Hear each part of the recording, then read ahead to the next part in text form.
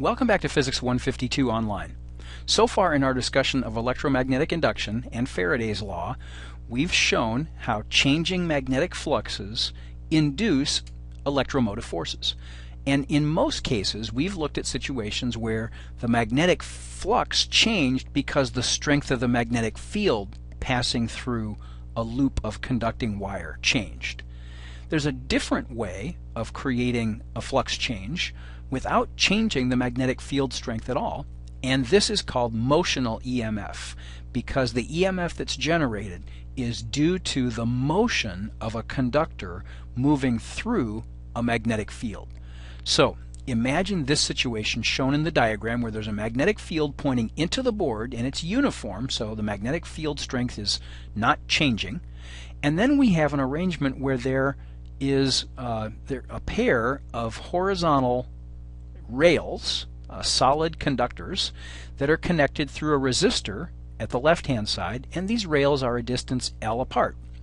Then there is a sliding bar of length L that connects to those two rails, so it forms a conducting pathway all around this loop, and then that bar is free to move. So we pull on that bar and give it a velocity v to the right-hand side.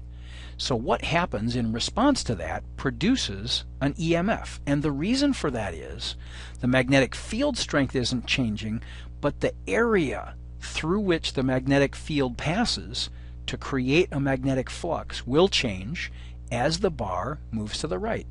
And so there will be an EMF set up between the ends of the bar, and as a result, current will flow around that circuit through the resistor. So we would like to use Faraday's law to figure out how large is the EMF, and if we know how large the EMF is, and we know this resistance, then we could calculate easily what the induced current is. We will also want to practice using Lenz's law to figure out, as the bar moves to the right, what direction will the induced current flow around this rectangular current loop. So here's the analysis.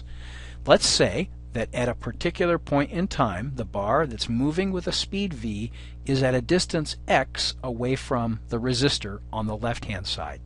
And then we imagine that in a time dt, it moves through a distance dx, which is v dt. So the flux that's through this loop is the integral b dot dA.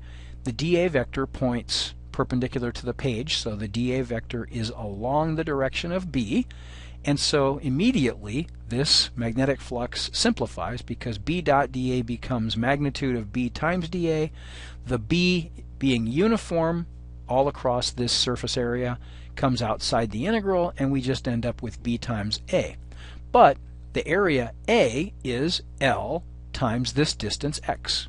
So the flux at this snapshot in time is BL times x. But as the bar moves to the right, of course, its area is going to increase because x is increasing. So the result from Faraday's law says take the derivative of the flux with respect to time, and the minus sign in front of it indicates that the EMF opposes the change in flux.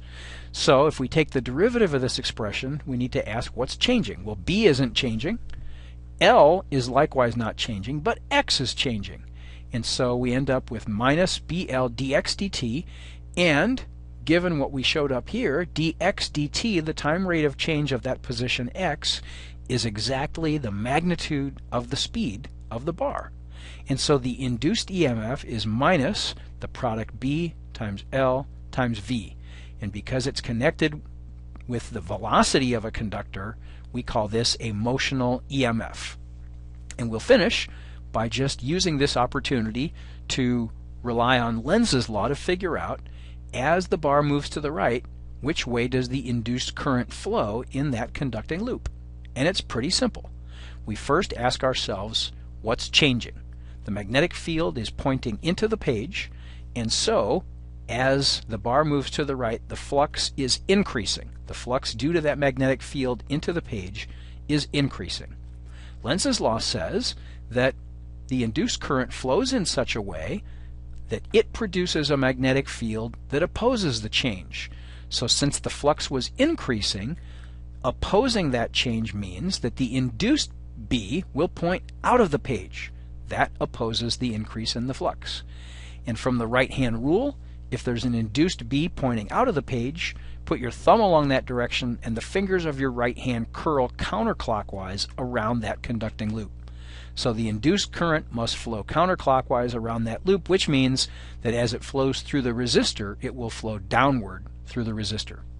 Now, one more thing, although this pretty much finishes our analysis of the motional EMF, we now know that there's going to be a current flowing through this moving bar. And according to what we just said, as the bar moves to the right, there will be a current I flowing upward through the bar. Well, that current is now in the presence of a magnetic field, and that current will feel a force.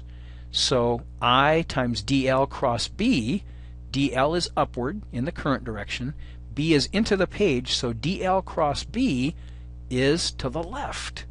And so what that indicates is, as the bar moves to the left, there will be a force on the bar. As the bar moves to the right, there will be a force on the bar that pulls it back to the left, opposing this velocity.